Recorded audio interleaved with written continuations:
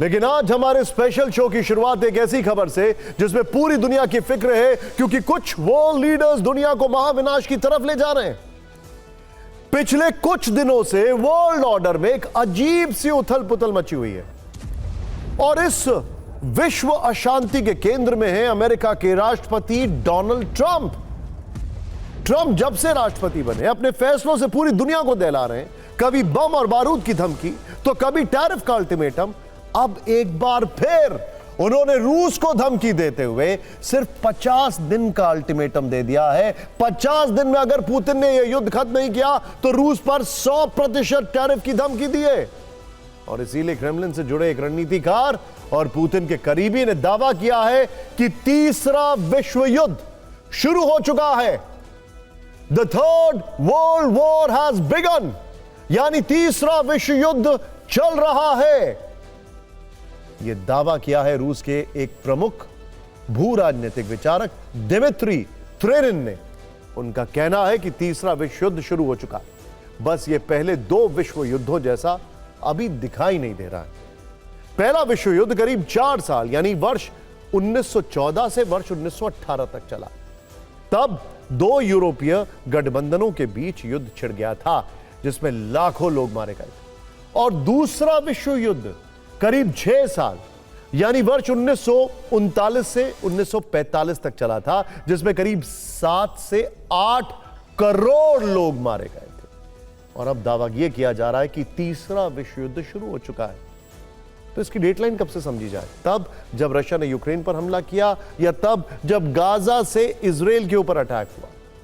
सोचिए, हम बताएंगे आपको। इस महायुद्ध में धमकी, विनाश और हथियार जैसे शब्द ट्रेंड कर रहे हैं। परमाणु बम और हाइपरसोनिक मिसाइलों की बात हो रही है। कोई फादर ऑफ ऑल बॉम्ब यानी FOAB या मदर ऑफ ऑल बॉम्ब यानी MOAB का जिक्र कर रहा है। कोई इसे महायुद्ध कह रहा है तो कोई इसे विश्व युद्ध बता रहा है। लेकिन इतना साफ है, ट्रंप अपने फैसलों से ग्लोबल ऑर्डर को पूरी तरीके से हिला कर रखते हैं। शांति का संदेश देने वाले ट्रंप दुनिया को महायुद्ध में झोंक रहे हैं। अब जो हम आपको बताने वाले हैं उसको जरा ध्यान से देखिएगा। अलग अलग सोर्सेस से इंफॉर्मेशन वेरीफाई की गई है, बल्कि सामने आई। वेरीफाई तो नहीं की गई है लेकिन हां सामने आई। ध्यान से देखिएगा। ट्रंप की तरफ से पुतिन को लगातार धमकी दी जा रही है। कल से पुतिन को 50 दिन के अल्टीमेटम की बात हो रही है। ट्रंप ने राष्ट्रपति बनते ही रूस यूक्रेन युद्ध खत्म करवाने का वादा किया था, लेकिन ट्रंप लगातार झूठ बोल रहे हैं। ट्रंप कहते हैं कि उन्हें अलग अलग देशों में युद्ध रुकवाने के लिए नोबेल प्राइज मिलना चाहिए, लेकिन अगर झूठ बोलने में नोबेल पुरस्कार मिलता तो दुनिया में डोनाल्ड ट्रंप उसके सबसे पहले और सबसे बड़े दावेदार होते। इसीलिए कुछ लोग कह रहे हैं कि ट्रंप असल में विश्व शांति के उपासक नहीं बल्कि विश्व शांति के संहारक है। डोनाल्ड ट्रंप ने भले ही यूक्रेन के राष्ट्रपति जेलेंस्की को व्हाइट हाउस में बुलाकर डांट लगाई, लेकिन इनसाइड रिपोर्ट हैरान करने वाली। फाइनेंशियल टाइम्स ने सूत्रों के हवाले से दावा किया है कि 4 जुलाई को व्हाइट हाउस के ओवल ऑफिस से कीव को एक कॉल गई। ध्यान से सुनिएगा, इट इज एब्सोल्युटली शेकिंग। और यह हैरान करने वाली बात है, यह फोन कॉल ट्रंप ने जेलेंस्की को की थी और अब इस बातचीत का पूरा डिटेल सामने आ गया है। दावा किया जा रहा है कि ट्रंप ने जेलेंस्की से पूछा कि क्या वो मॉस्को के अंदर तक अटैक कर सकते हैं। ट्रंप ने जेलेंस्की से यह पूछा।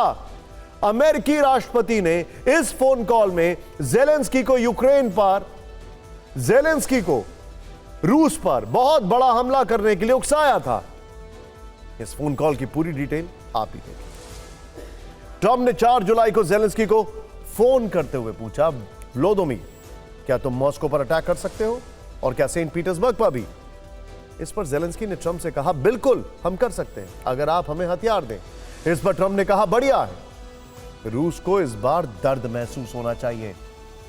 इस पर जेलेंस्की ने जवाब दिया, हम तैयार हैं। यानी जो डोनाल्ड ट्रंप दुनिया को शांति का संदेश दे रहे थे वो पर्दे के पीछे से बेहद खतरनाक साजिश कर रहे हैं। जो ट्रंप बात बात पर युद्ध रोकने की बात करते हैं वो ट्रंप एक सीक्रेट फोन कॉल में अपने असली मंसूबे जाहिर कर देते हैं और असल में दुनिया को बता रहे हैं कि वो आखिर कैसे इंसान हैं। एक इंटरेस्टिंग बात है, क्या इसी वजह से ट्रंप ने जेलेंस्की से फोन पर बात करने के बाद कहा था कि पुतिन को पता लगेगा कि मैं क्या कर सकता हूं। क्या इसीलिए उन्होंने ये बात कही?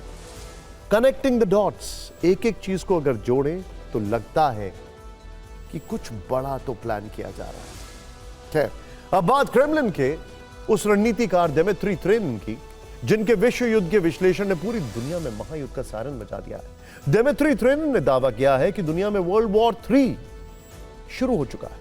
दिमित्री त्रेनिन ने साफ साफ कहा, इस तीसरे विश्व युद्ध के परिणाम भी उतने ही भयानक हो सकते हैं जितने पहले 2 विश्व युद्ध के हुए थे। त्रेनिन का तर्क है कि युद्ध अब यूक्रेन तक ही सीमित नहीं रहेगा और इस युद्ध में, बल्कि इस युद्ध की आग मध्य एशिया, अफ्रीका, लैटिन अमेरिका तक फैलेगी। पश्चिमी ताकतों से लड़ने में अब रूस अकेला नहीं रहा है। यह युद्ध पश्चिमी देशों और बाकी दुनिया के बीच है। आधुनिक दुनिया का यह महायुद्ध अब कई स्तरों पर लड़ा जा रहा है, जो सिर्फ बंदूकों और टैंकों तक सीमित नहीं है, बल्कि अब साइबर हमले और आर्थिक प्रतिबंध भी इस युद्ध का हिस्सा बन चुके हैं। त्रेनिन के मुताबिक यह सभ्यताओं की लड़ाई है और ग्लोबल पावर का संतुलन बनाने के लिए जरूरी है। उन्होंने कहा है कि महायुद्ध लंबा चलेगा, जिसके बाद एक नया वर्ल्ड ऑर्डर बनेगा।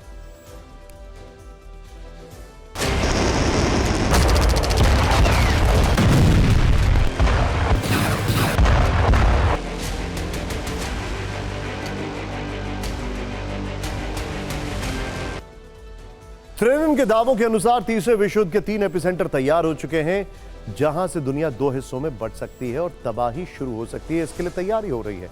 फिलहाल इसका केंद्र है चीन, जहां ईरान और रूस के विदेश मंत्रियों की मुलाकात। अमेरिका और नेटो का मुकाबला करने के लिए एक नया गठबंधन यहां तैयार हो रहा है। इस महायुद्ध का पहला एपिसेंटर बन सकता है पूर्वी यूरोप, जहां रूस और यूक्रेन करीब 3 वर्ष से जंग लड़ रहे हैं। युद्ध के मैदान में बेशक रूस के सामने यूक्रेन दिखाई दे रहा है, लेकिन यूक्रेन के पीछे की असली ताकत अमेरिका और नेटो देश है। यूरोपीय देश ब्रिटेन, जर्मनी और पोलैंड भी, फ्रांस भी यूक्रेन के साथ। अमेरिका के सहयोगी जापान और दक्षिण कोरिया भी यूक्रेन के पक्ष में हैं। लेकिन अमेरिका के विरोधी चीन, ईरान, उत्तर कोरिया खुलकर रूस के साथ खड़े हैं। महायुद्ध का दूसरा मोर्चा है पश्चिमी एशिया, जहां इजराइल और ईरान आमने सामने हैं। इसके अलावा गाजा में पिछले करीब 2 वर्ष से इजराइल के हमले जारी हैं। इस युद्ध में सबसे अहम किरदार भी अमेरिका का है, जहां उसका मुकाबला ईरान से है, लेकिन ईरान के साथ पुतिन और जिनपिंग है। तीसरा फ्रंट है चीन और ताइवान। चीन की आक्रामकता के खिलाफ अमेरिका खुलकर ताइवान के साथ है। दक्षिण कोरिया और जापान भी ताइवान के साथ हैं। दूसरी तरफ यहां भी चीन के साथ रूस, ईरान और उत्तर कोरिया। 2 मोर्चों पर युद्ध वाला एक्शन हो रहा है। ऐसे में अगर चीन ने भी ताइवान पर हमला किया तो यह लड़ाई अमेरिका और रूस और चीन की सेनाओं के बीच हो सकती है। इस पूरे समीकरण से आप यह समझ सकते हैं कि विश्व युद्ध वाली चर्चाओं के बीच कई देशों ने अपने पक्ष खुलकर चुने हैं, शायद कुछ वैसे ही जैसे पहले और दूसरे विश्व के दौरान हुआ, जिसमें एक तरफ अमेरिका और उसके सहयोगी हैं और दूसरी तरफ रूस और चीन जैसी बड़ी ताकतें। इस टकराव में अब एक दूसरे को सीधी धमकियां दी जा रही हैं। कोई टैरिफ की धमकी दे रहा है, कोई परमाणु बम। वैसे रूस यूक्रेन के अलावा पश्चिमी एशिया में फिर बारूदी हलचल शुरू हो गई है। रिपोर्ट्स में दावा किया गया है कि ईरान के कई इलाके में सीरियल धमाके हुए हैं। तेहरान समेत करीब 7 प्रांतों में विस्फोट के बाद अलर्ट जारी किया गया। रिपोर्ट में कहा गया है कि IRGC के बेस और मिसाइल फैसिलिटी के नजदीक विस्फोट हुए। खैर,